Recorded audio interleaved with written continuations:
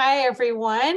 Welcome to today's webinar with Our Best. I'm going to wait just a minute to let everybody come in and then we can get started.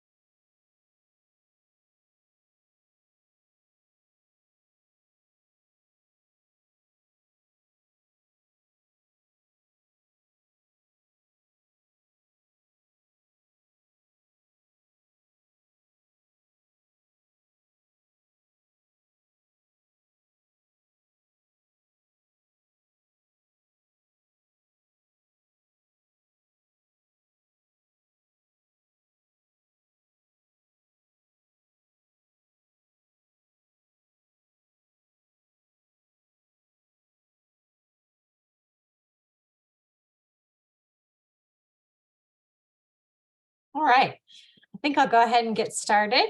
Hello, everyone, and welcome to today's webinar, The Role of Assessment in Trauma Treatment, led by Dr. Allison Smith, who's a postdoctoral clinical psychology fellow in the UAMS Department of Psychiatry and my colleague on the Our Best team. So my name is Anna Kate Bogards, and I'll be your webinar moderator for today. Before we get started, I just wanted to let you know a little bit about the Our Best program and do some housekeeping announcements. Arkansas Building Effective Services for Trauma, or Our Best, is a state-funded program at the UAMS Psychiatric Research Institute. And our aim is to improve mental health services for children and families who have experienced trauma. We work closely with multiple partners to build a more trauma-informed state. And we're probably best known for providing training to mental health professionals on treatments that are effective with helping children and families recover from trauma. Just a few housekeeping announcements.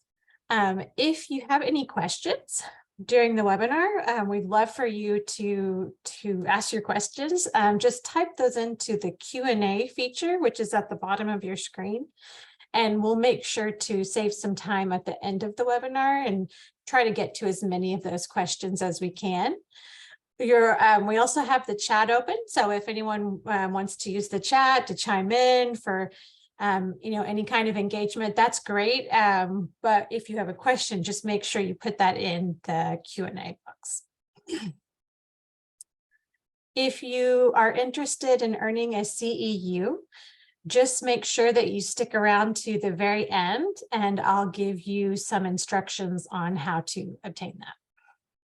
We are recording this webinar, and we'll put it up on the Our Best YouTube page.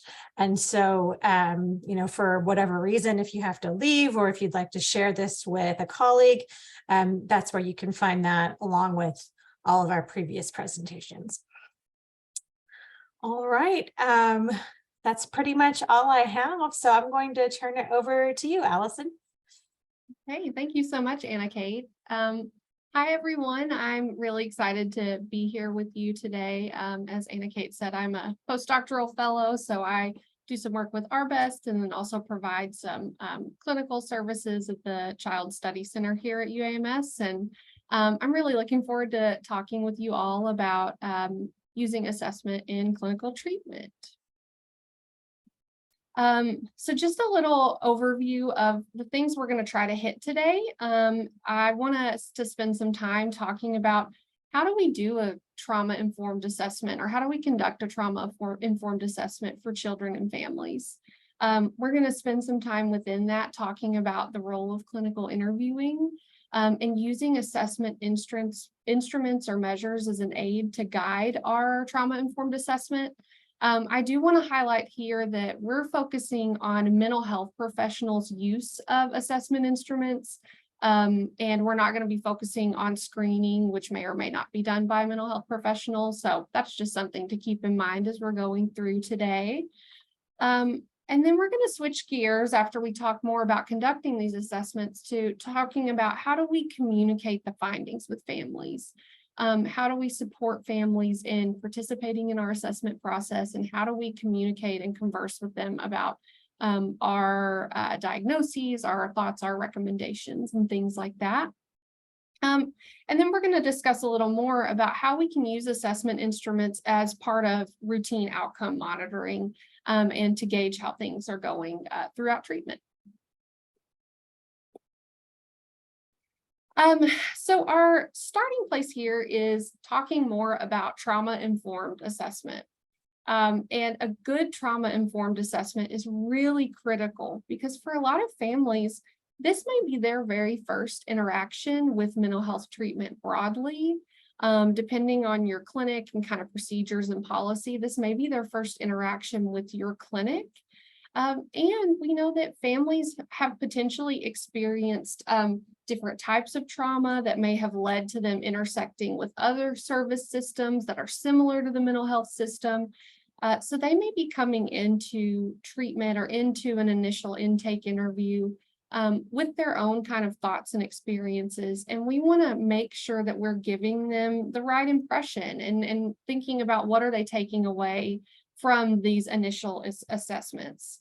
Additionally, we know that a lot of families drop out fairly shortly after initial assessments. And so that's something to keep in our minds too, of if this were, a brief course of treatment, or if we only do these assessments, what would the takeaway I would want for these families to be? And like, how would I want them to feel about these services? Relatedly, intakes or initial assessments with a mental health professional often have a significant influence for families in terms of their trajectory in mental health treatment and the types of services they receive. So for example, adding or removing diagnoses might change or alter the types of services a family is able to receive. It might change the types of treatment models we would recommend for them, or whether we believe they could be best served with the current clinician or in that particular clinic or agency. So these initial meetings can have a big influence on the trajectory families take on top of informing their initial impressions. And part of why we talk about a good trauma-informed assessment within this, instead of just a good assessment, is that we know that trauma is really widespread.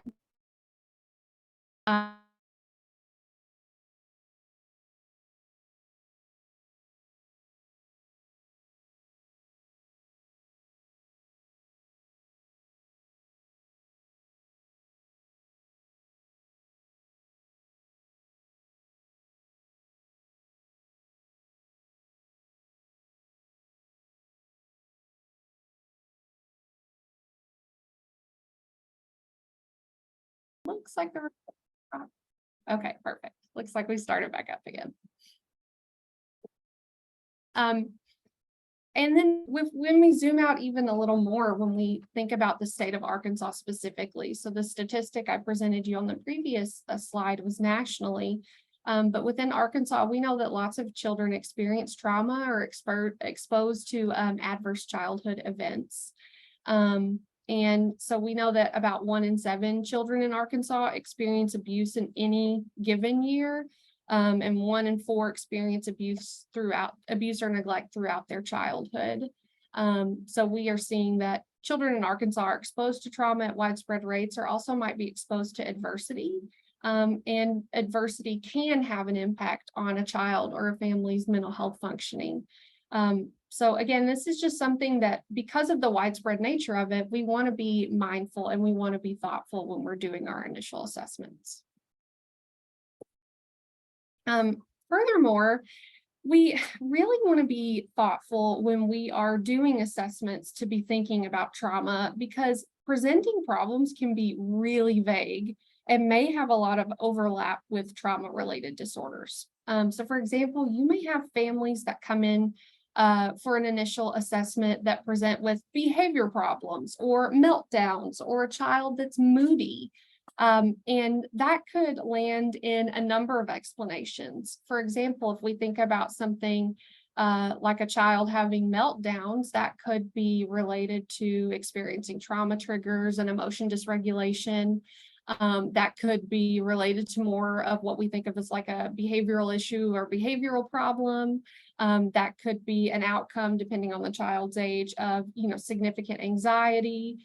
And so even if families come in with a pretty concrete definition of their primary concern and what they're wanting addressed, the reason for that concern may fit in a lot of diagnostic categories that would be treated differently depending on that particular category it fits in. And relatedly, families may have a poor understanding of trauma or what trauma symptoms look like in child populations. Now, that's not to say that all families have a poor understanding. That's something we would want to, try to get a gauge on or understand, is how do they think about trauma? How do they talk about trauma? And how would they know if their child was experiencing traumatic stress? And that is a widespread that is a wide range of information for a parent or a family to have access to. And we know that lots of information that's more widely available on the internet is not always super reliable or super accurate. And so families may attribute certain symptoms to different causes or maybe have different explanations for them.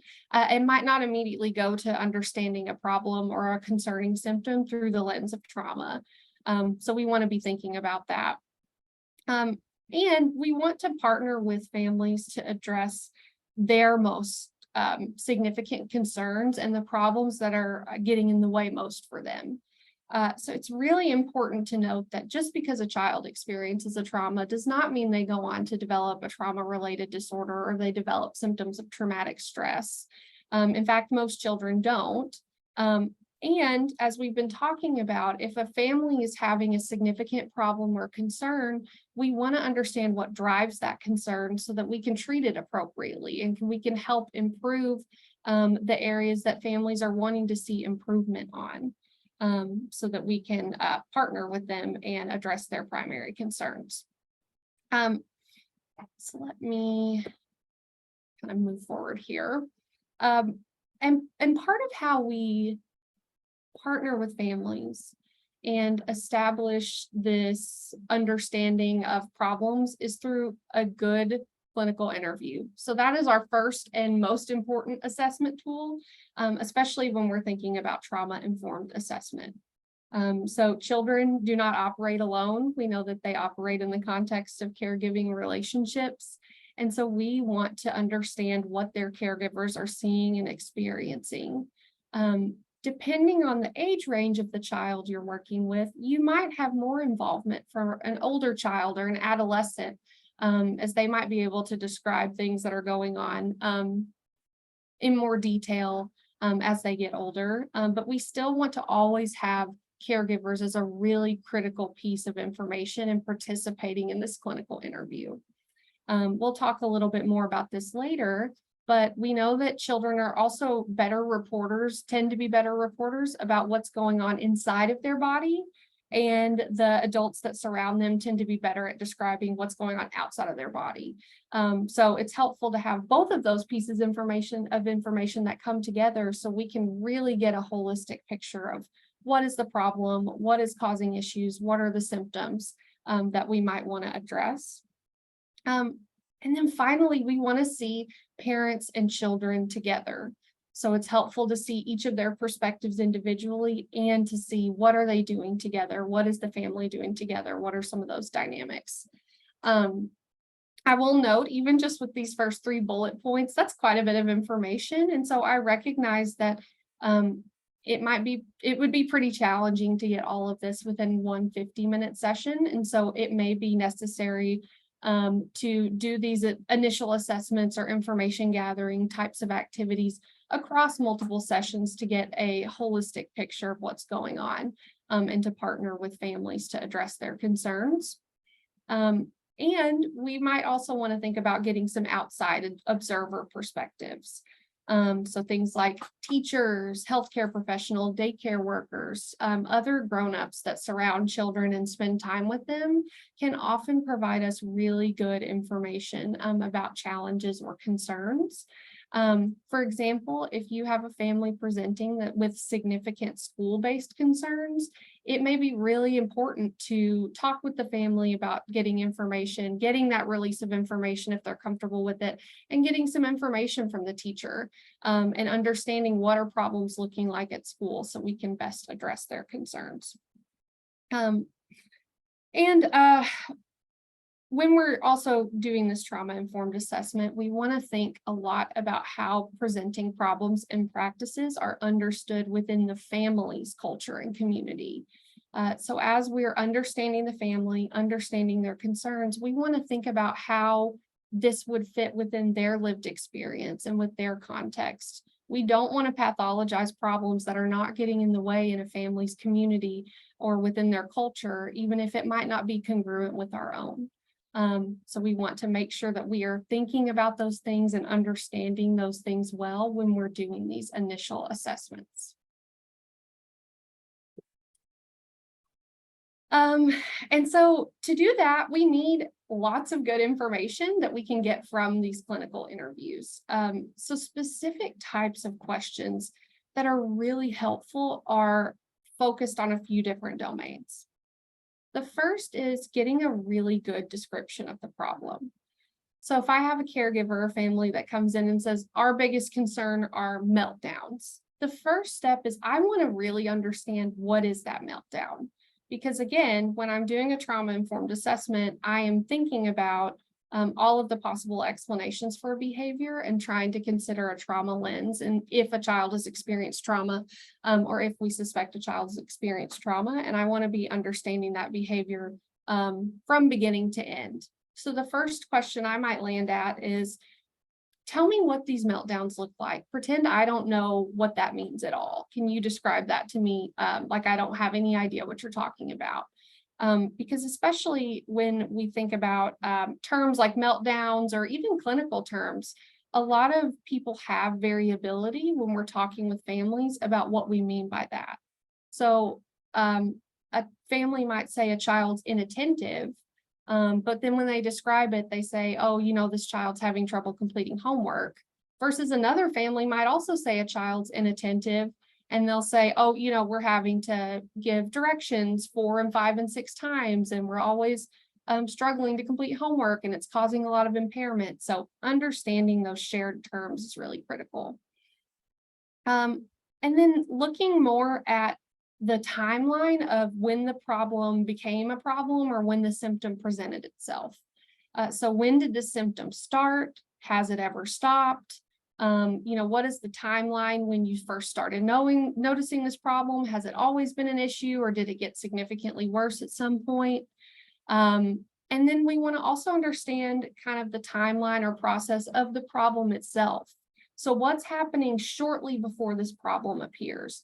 Are there any predictors that are really reliable that you know, okay, if this happens, then we're going to have our meltdown, or if this happens, then we're going to have a lot of trouble going to sleep that night. And so we want to understand what's happening before, that good description of the problem that we've already talked about, and what's happening after. So what follows immediately after this symptom or after this problem? What is the outcome? And what is the impact of those outcomes to the child and to the family? And then, of course, understanding how intense are problems and what makes them better or worse. So has the family found anything that seems to influence the way that a problem presents and the impact it has?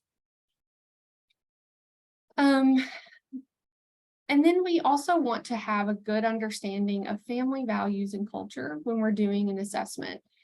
So the DSM-5 cultural formulation interview is a really nice guide for this and can be really helpful in understanding more about a family's experiences. But you might start by understanding, you know, how would people in your community talk about this problem or talk about this concern that you have? How would people in your community explain it, of what causes it? How do you explain that? Where have you gone to for help? Have you found other sources of help that have been helpful or not and what hasn't been helpful. And also understanding from families, what do you think would be most helpful for your family and for your child? We want to help children and families deal with the challenges that are causing them difficulty. And the best way that we can do that is by using treatment methods, models, approaches that fit within the family's context and that they are that match with their desires and goals. So that is another place that we want to start gathering information and making sure we really have a good understanding of that. And then we move to thinking about assessing trauma history. And when we're doing trauma-informed assessment, we are making an assumption that because it's likely a person has experienced trauma, that we want to be thinking about this domain always and want to be checking in on it and seeing if this is relevant for families and doing some assessment on this particular domain. So some of that might include looking at specific traumatic events and going through that. We're going to talk through the child and adolescent trauma screen, which can be a helpful guide for that. But also understanding how is a family coping and how does the family talk about a trauma? How are they dealing with it afterwards? Again, just because they've experienced trauma doesn't mean they're having trauma symptoms, but we want to understand what was the impact of certain events on families. And an important domain to not neglect or to not forget is the domain of resilience. So we want to give families a chance to talk about what are the things that are going well, what are the ways they're promoting resilience. So you can ask them things like, what are your strengths? What are the social supports you have? What's going well within the family? Those are really protective factors when we think about recovery from trauma. And so we want to make sure that we are understanding those as well and supporting those in treatment if we need to.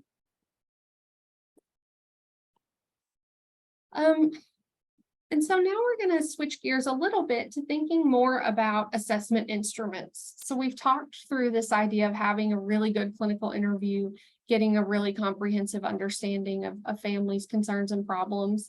And assessment instruments are another tool that we can use in tandem with a clinical interview that can be really helpful. So assessment instruments or measures can be used in a lot of ways. They can be used in brief screening or part of a thorough assessment, but we're going to be focusing more on the thorough assessment piece. So the first way that they can be helpful is they can help guide questions within your assessment. So if I'm using an assessment instrument, I might use that as part of what I'm doing within a clinical interview to guide the questions that I'm asking and to follow up on certain questions and to elaborate.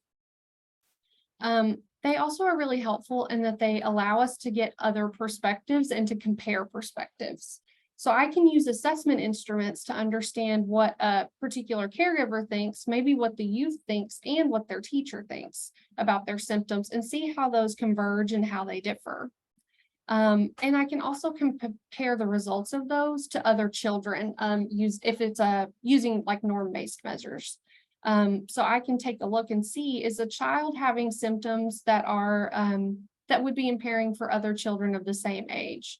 An example I'll give you is we all know that teenagers are quite moody, but an assessment instrument might be able to let me see, is this particular teenager's mood lability or changes in mood more significant than I would expect to see for other children of the same age? So it gives us another point of comparison.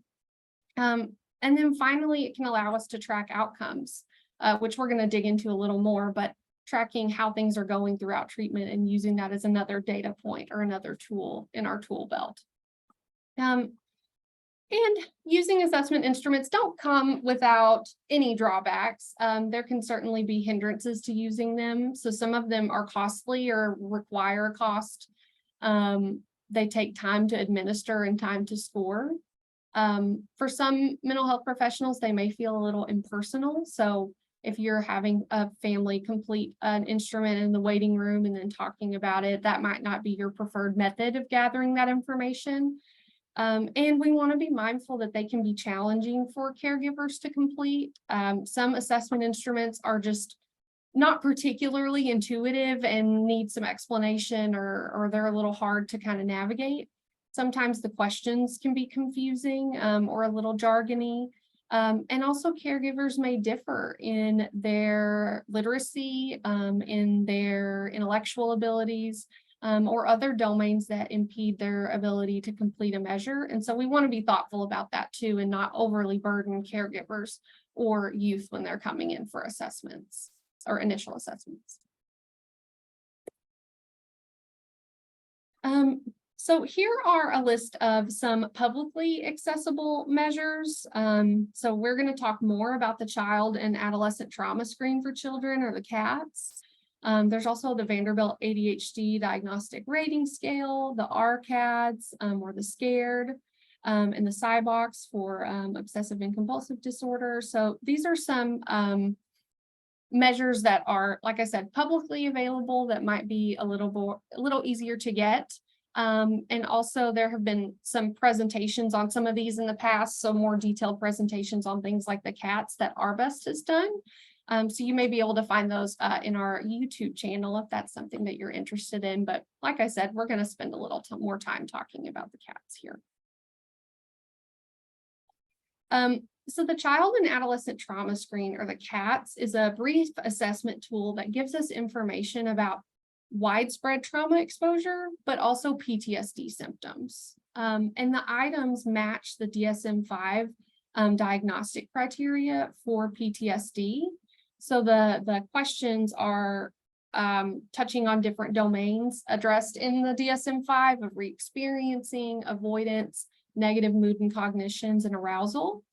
So that can be helpful for us in our initial assessment of mapping on what caregivers or youth are reporting to specific diagnostic criteria. The CATS also has multiple versions. So there's a child report where children can describe their own symptoms, and that's for kids between 7 and 17 years old. And then there's also caregiver reports, which we can do with caregivers for children who are 3 to 6 years old or 7 to 17 years old. So we can use the CATS as a way to get those multiple perspectives that we've been talking about, and to understand what are trauma symptoms that are getting in the way for families, and how do those feel to a youth versus how do those feel to a caregiver or the adults that surround them. And also the CATS assesses trauma exposure, and we're going to look at a few of those items here in a second. And it gives us an overall traumatic stress symptom score.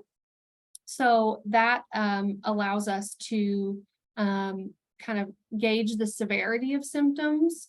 And the higher the score typically indicates a greater severity, but that's something that we would incorporate in our initial assessment in talking with families and understanding more about the impacts of trauma symptoms. So here's a few items from the Child and Adolescent Trauma Screen, or the CATS. So the first page of the CATS is an assessment measure that looks at specific traumatic events. So there's more than these. And as a mental health professional, this can be something that you use again as a guide when you are talking with families or talking through an initial assessment. So talking about specific events, asking about specific events, and seeing if that's something they've experienced. I know that I particularly find this list helpful because it is a little more comprehensive. And I've had the experience where some of the families I've worked with have said yes to an event on this list, but hadn't thought about it as a trauma before. And so if I'd asked them, have you experienced trauma? They might say no, but then they would say, oh, but I have experienced some community violence, for example, or I have seen something that was really scary, but it didn't happen to me. So it allows for more of that clarification about maybe what could be traumatic or what could constitute a trauma for somebody, even if they were not aware of that prior to the assessment. And there's also an option to, one thing I'll add to the list kind of component, there's also an option for other, where we can talk with families about anything that's particularly scary or bothersome to them or traumatic to them that wasn't included on that list. So there's an opportunity for that if an experience is not represented on the CATS. And then we ask families more about what is bothering them the most now. So this allows us to get an idea of what experiences may be having a significant impact on a family or an impact on a child, and that may influence some of our targets for treatment. And then we can use the CATs as one of our assessment instruments to guide more of the questions that we're asking a family. So these are some of the questions on the CATs that get at those DSM-5 diagnostic criteria.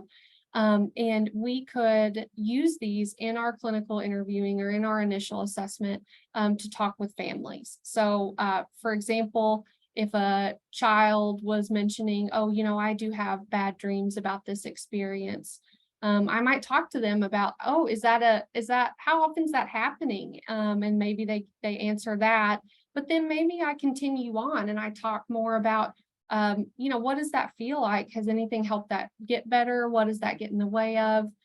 So the CATs can be used as a way to guide some of those questions and get a really good understanding of what's going on and what are some of the challenges. And then there is an opportunity to talk through more about the specific domains that are impacted by a child's trauma symptoms. So on the CATs, you ask youth or families, what are the areas of their life that are impacted by their trauma symptoms? And I find that this is a really helpful place to think more about treatment targets and to think more about diagnoses in tandem with the CATs itself, because this is an area where families might be able to talk a lot about what are the things that are driving them to want to be in treatment or have led them to want to be in treatment. So maybe a child is having significant symptoms that seem problematic to me. For example, maybe they are having nightmares every single night.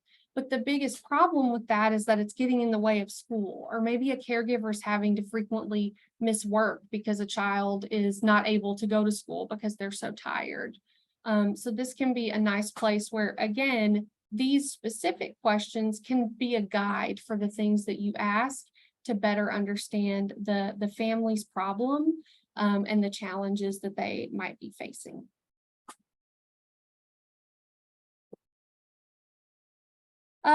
So when we're completing the CATs, there is an option, or you score the CATs when it's completed, and a score of 12 or more indicates a need for treatment.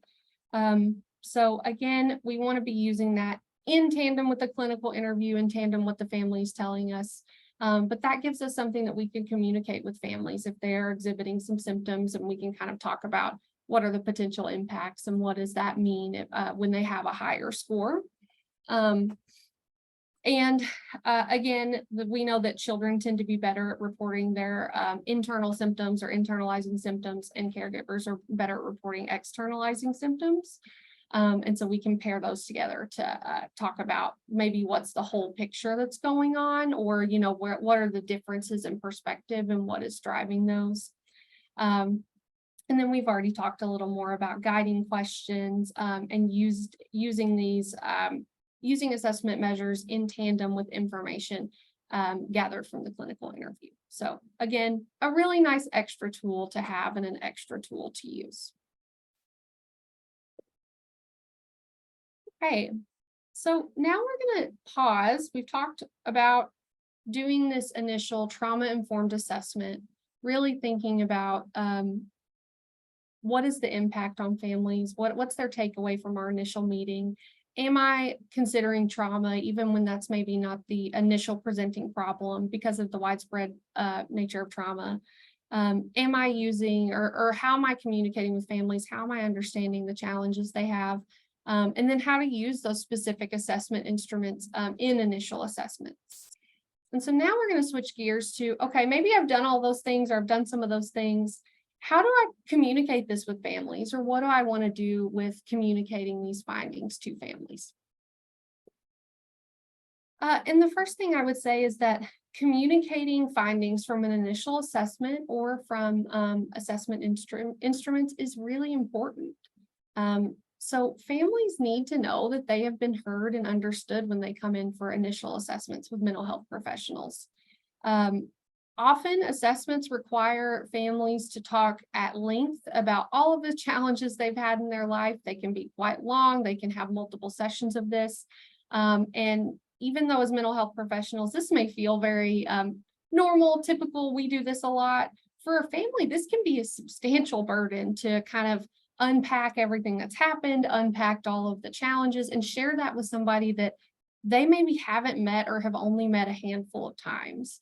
And so it's really important that we convey to families and we really demonstrate that we have listened to them and that we have heard them. We've tried to understand to the best of our abilities the challenges, and that we want to try to help them and we want to do the things that are going to benefit them. It also allows for an opportunity for families to kind of look behind the curtain for how clinicians are assessing symptoms and making diagnoses. We want to empower families as much as we can and empower caregivers and youth. And some of doing that is being as transparent as possible in describing our process and explaining how we arrive to the conclusions that we arrive to. This can be also particularly helpful if you have a discrepancy with the family or if you have a disagreement with the family, of maybe you can walk them through some of the process of how you arrived at a conclusion, and talking more about that with them. It also gives families a chance to clarify or correct things. And it's an opportunity to support collaboration and to support buy-in throughout treatment. So we'll talk a little more about kind of how to communicate findings and how those things can be influential and important here. The first and most important part, in my opinion, is to start with sharing diagnoses or a diagnosis with families as a discussion. So we want to really invite them in to collaborate on the findings of initial assessments and what our conclusions are and what our recommendations are. So we might ask families if a result surprised them or if it feels consistent. And we want to make sure that we are maintaining a stance that we have expertise in mental health conditions and diagnosing, and that they are the experts in their children and in their families and in their lived experiences. And ideally, we can collaborate and partner with them to come to the best outcome that's going to be most beneficial to their family. It's also really helpful to invite in disagreement. So rather than saying, do you disagree with anything? Do you have any concerns? I might say something like, I know I've only met with you once, or I know I've only met with you a couple of times. What did I get wrong? What did I misunderstand? Because you're setting the stage and letting families know that it's okay for them to say, I'm not sure that you fully got that. I'm not sure that you understood that, and that you can collaborate and elaborate with them. And the important addition to that is that we have to, if we're going to do that, we have to also really genuinely be open to changing or reconsidering findings. So if I'm meeting with a family to talk about how maybe I do think that they have a trauma-related disorder and they're saying, no, I really don't, I want to make sure that I'm open to hearing what they have to say, talking things through with them, and potentially reconsidering in case I've missed something. It's not going to go very far in establishing rapport or building that collaboration if I invite in disagreement and then I say, well, that's what I think is going on, so we're going to go with that. So, and that can be hard. It can be hard to be open to the idea that maybe I didn't get something quite right. Or it can also be an opportunity to explain something that maybe you didn't explain well, or maybe I missed, or that I didn't share with the family in a way that was very understandable. So it gives us some opportunity to correct those things. And we also want to make sure that we are using the assessment instrument results. So if you've completed assessment instruments or measures, you know they can be tedious, they can be long, depending on the ones that you're using. And we want to make sure we demonstrate to families, I did use that information, that was valuable information, thank you for giving me it, and that I didn't have you just fill out something just because. And it provides a chance for education about symptoms or diagnoses. So for example, if I had a family that maybe said, and as we were talking, I'm not seeing any trauma symptoms at all, but then they endorsed most of the items on the CATs as a 2 or 3, I might have an opportunity to talk with them about, okay, what would trauma symptoms look like? Like what would you expect to see? And talk with them through that. And also talk about like, well, maybe on this particular instrument, I'm seeing a lot of trauma symptoms, but what do you think about that? Where do those fit for you? So it can give a chance for some education and clarification. And it's really important when we're communicating these findings that we hold the scale, or we balance the use of an assessment instrument with what we're getting from a clinical interview. So we wouldn't want families to think that we're basing all of our findings off of assessment instruments, and that we didn't hear or take in the information they gave us in clinical interviewing. So we want to demonstrate to them the things that we got from both of those.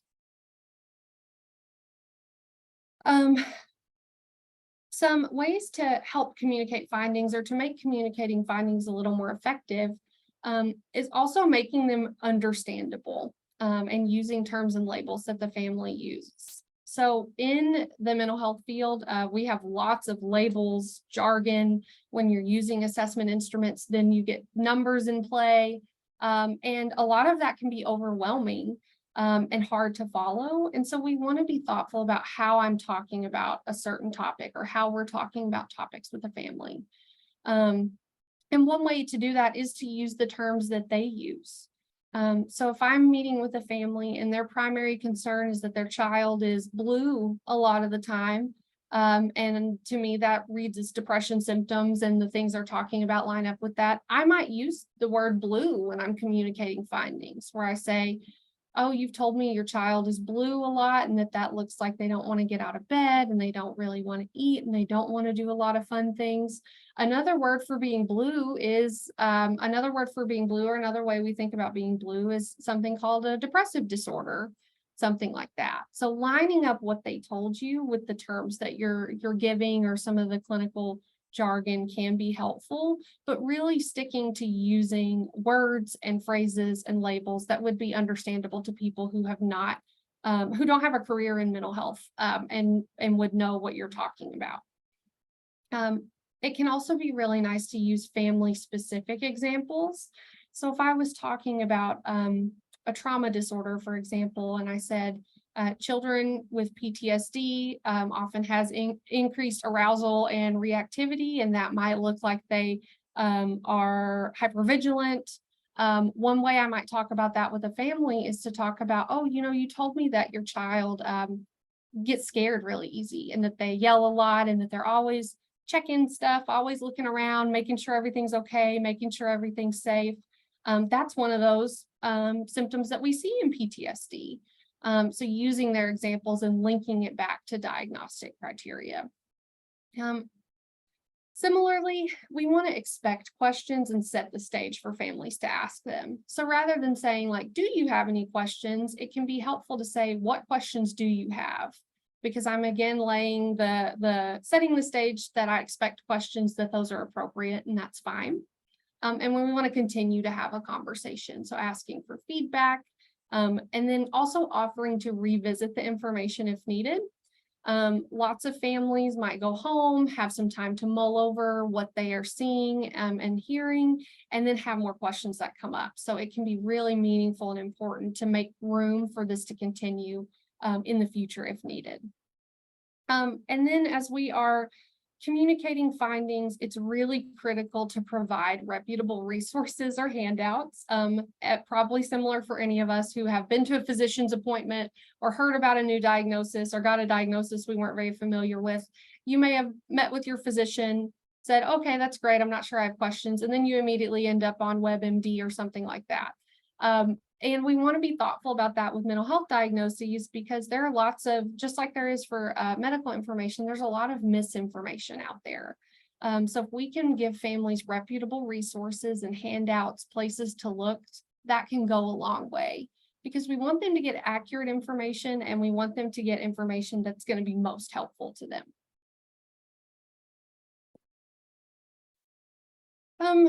And then we're going to switch gears.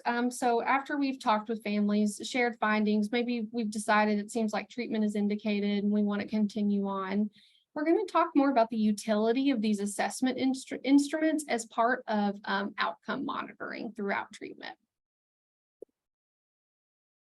So when we do that initial assessment, using assessment instruments can be helpful in establishing a baseline or a starting point for outcome monitoring. So it's helpful in terms of communicating and diagnosing, but also nice to have a place where we know where symptoms were before we really started getting into treatment. And then we can use those same assessment measures or instruments periodically to monitor treatment progress. So for example, if I was working with a family and maybe doing trauma-focused cognitive behavior therapy or TFCBT, I might do a CATS with them in an initial assessment to kind of understand what's going on and if there are symptoms of traumatic stress. And then maybe we do get through the prac skills, and I would do perhaps another CATS to see how have symptoms improved with the introduction of prac skills before we get into trauma narration. Similarly, I might decide to do another CATS after trauma narration, or closer toward termination when we've gotten through other components of the model to track how things are kind of going. And this can be really, really helpful in illustrating changes over long periods of time.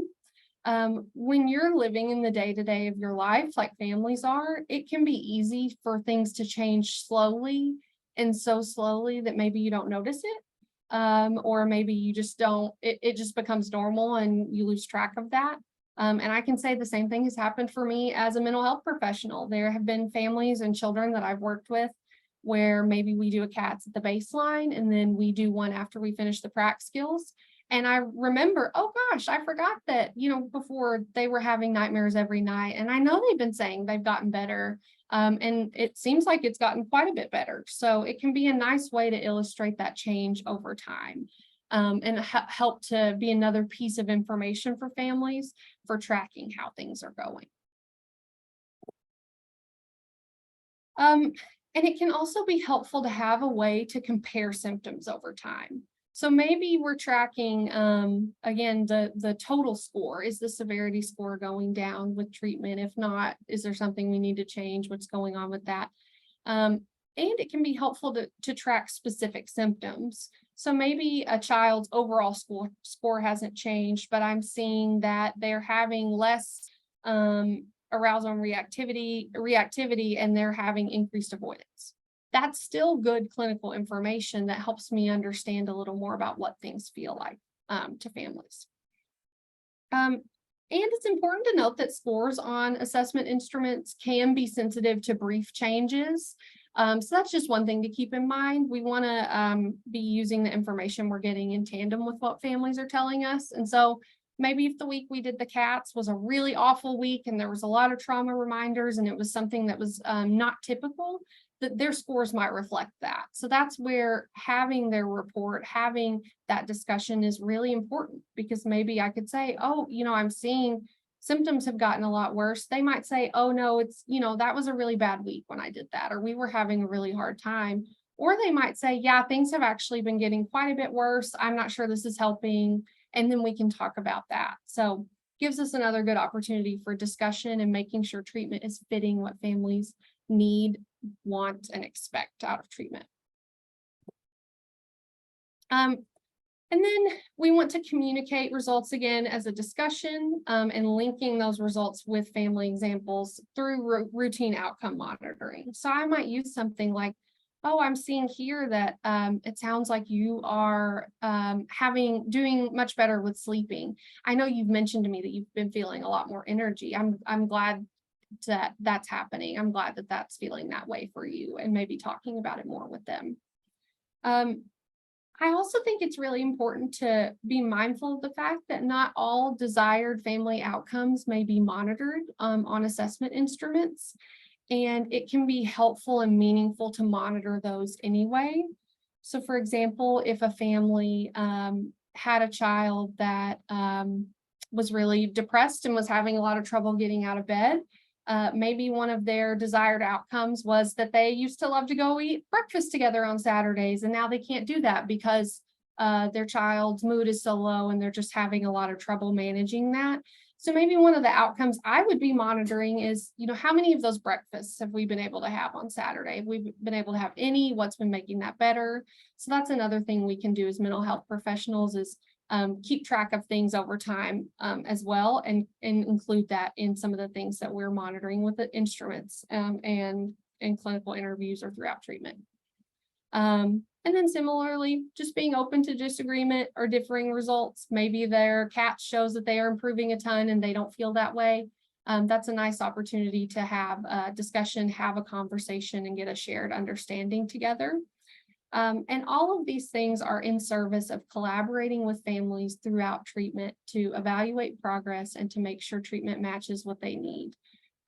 Particularly with families who've experienced trauma, we want to do whatever we can to empower them, to support them, to give them lots of choices. And outcome monitoring through the use of assessment measures is one way to do that, is one way to integrate that more into our practice and into the work that we are doing with families. Okay. So that is everything that I had for you all today. I think that we have a little time for questions.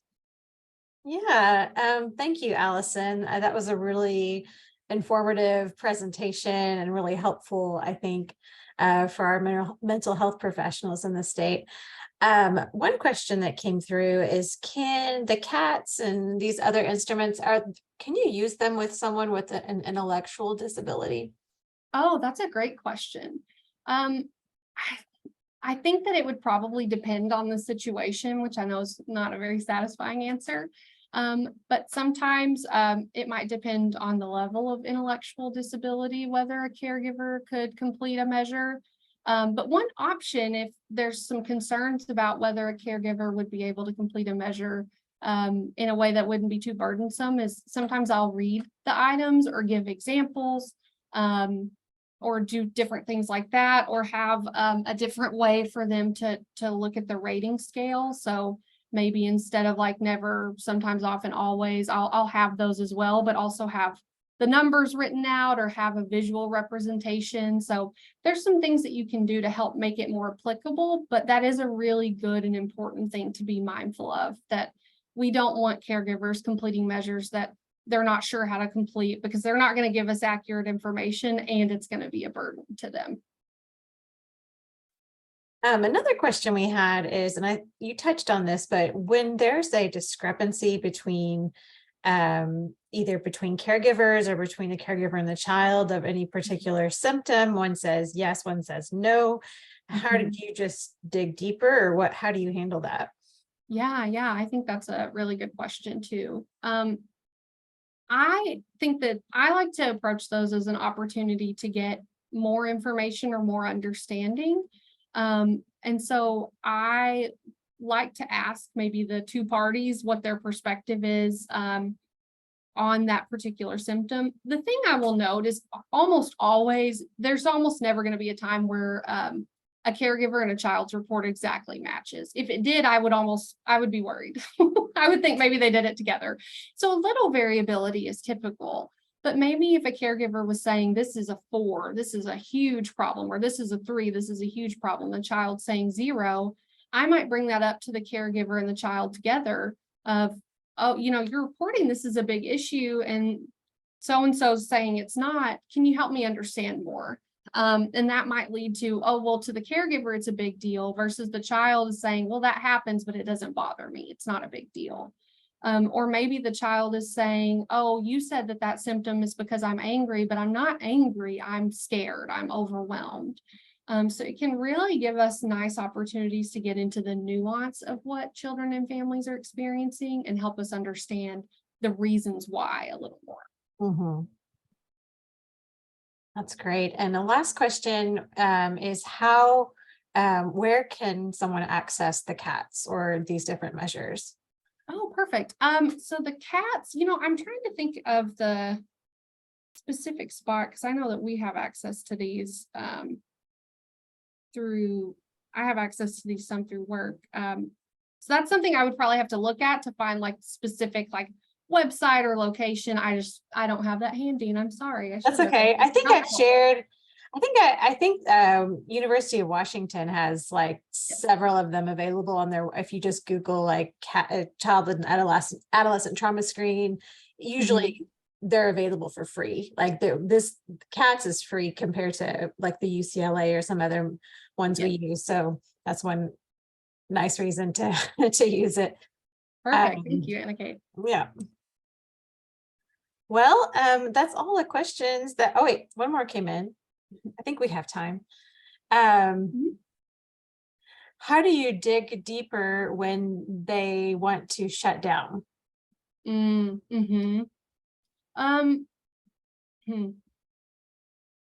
think that would probably maybe depend on the situation. So some of what I would want to know is, why are they shutting down, and do I have a guess for that? For some families, if we're talking about trauma in general can be dysregulating and upsetting, and talking through measures might be upsetting. And so then if I'm bringing a caregiver and a child to dig deeper on a discrepancy, for example, that might be overwhelming. So some of what I want to understand is why they're shutting down. Is it that I don't want to talk about this in front of my caregiver, so we should talk about it alone? Is it that I don't want to talk about this anymore right now because we just completed this assessment instrument and you asked me 30 questions about something that's hard to talk about? Or I would be curious about maybe the way I'm asking questions or how I'm asking those questions. This information is really important to get, and that may not be the thing that a caregiver or child needs or wants to communicate with me in that moment too. So I would wonder about, is there something else they want to talk about more? Are there concerns about describing more about this symptom or about this concern that might have an implication for them? So I guess the answer would be, I'd want to understand what is the reason for the shutdown, and what I would do would depend a lot on my guesses for that. And sometimes I have to take a guess and try something and just see if it works okay. And if not, to regroup and to say, okay, I was thinking it was this. I'm not sure that works. Let me try something different.